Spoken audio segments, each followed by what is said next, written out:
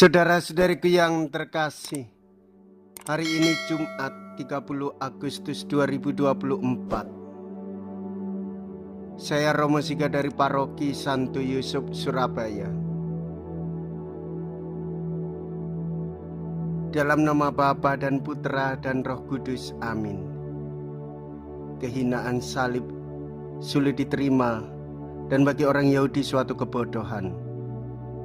Kita sering lari ke arah rasional seperti orang Yunani, tetapi kebodohan Allah masih lebih bijaksana daripada manusia. Dalam perumpamaan tentang gadis-gadis bijak dan gadis-gadis bodoh, diperlihatkan oleh Yesus kebijakan baru Injil, siap siaga sekaligus bijaksana dan berhati-hati. Terdengar suara, lihatlah pengantin datang.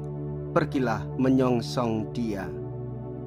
Mea culpa, mea culpa, mea maxima culpa. Marilah kita berdoa. Allah Bapa kami, sumber kebijaksanaan, berkenanlah menyampaikan sabdamu kepada kami dan ajarkanlah kami bahwa bagi siapapun kebijaksanaan hidup hanya terdapat pada salib Yesus Kristus Putramu, yang hidup dan berkuasa bersama dengan Dikau dalam persatuan Roh Kudus, Allah sepanjang segala masa. Amin. Tuhan bersamamu dan bersama rohmu. Inilah Injil suci menurut Matius. Dimuliakanlah Tuhan. Matius bab 25 ayat 1 sampai dengan ayat 13. Pada suatu hari, Yesus mengucapkan perumpamaan ini kepada murid-muridnya. Hal kerajaan surga itu seumpama 10 gadis yang mengambil pelitanya dan pergi menyongsong pengantin. 5 di antaranya bodoh dan 5 bijaksana.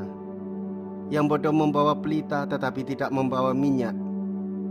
Sedangkan yang bijaksana selain pelita juga membawa minyak dalam buli-bulinya. Tetapi karena pengantin itu lama tidak datang-datang, mengantuklah mereka semua, lalu tertidur. Tengah malam terdengarlah suara berseru, "Pengantin datang, songsonglah dia." Gadis-gadis itu pun bangun semuanya lalu membereskan pelita mereka. Yang bodoh berkata kepada yang bijaksana, "Berilah kami minyakmu sedikit sebab pelita kami mau padam." Tetapi yang bijaksana menjawab, "Tidak, jangan-jangan nanti tidak cukup untuk kami dan untuk kalian. Lebih baik kalian pergi membelinya pada penjual minyak." Tetapi sementara mereka pergi membelinya, dengan datanglah pengantin, dan yang sudah siap sedia masuk bersama dia ke dalam ruang perjamuan nikah. Lalu pintu ditutup. Kemudian datanglah juga gadis-gadis yang lain itu dan berkata, "Tuan, Tuan, bukakanlah kami pintu." Tetapi Tuan itu menjawab, "Sungguh, aku berkata kepadamu, aku tidak mengenal kalian. Karena itu, berjaga-jagalah sebab kalian tidak tahu akan hari maupun saatnya." Demikianlah sabda Tuhan. Terpujilah Kristus. Saudara-saudariku yang terkasih, orang beriman selalu setia. Orang beriman selalu berjaga-jaga di dalam kesiapsediaan, menantikan kedatangan Tuhan dengan setia. Ia berbuat baik bagi siapapun, sebab Tuhan baik bagi dirinya dan ia merasakan campur tangan Tuhan di dalam hidupnya.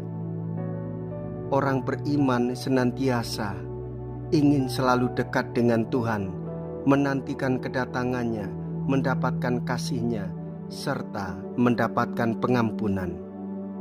Inilah yang menjadi tugas panggilan hidup kita, untuk selalu berjaga-jaga dan setia menantikan kedatangan Tuhan.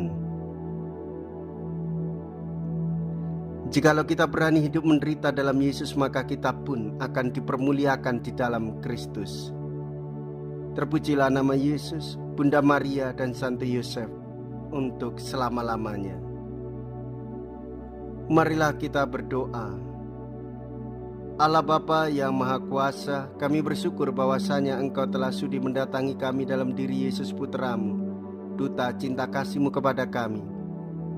Semoga Ia selalu menjadi pandangan kami dalam segala tingkah laku kami, sebab Dialah Tuhan dan pengantara kami. Amin. Tuhan beserta kita sekarang dan selama-lamanya. Semoga Allah yang Maha Kuasa memberkati saudara sekalian, Bapa dan Putra dan Roh Kudus. Amin. Saudara-saudariku yang terkasih, pergilah. Ibadah sabda sudah selesai. Syukur kepada Allah.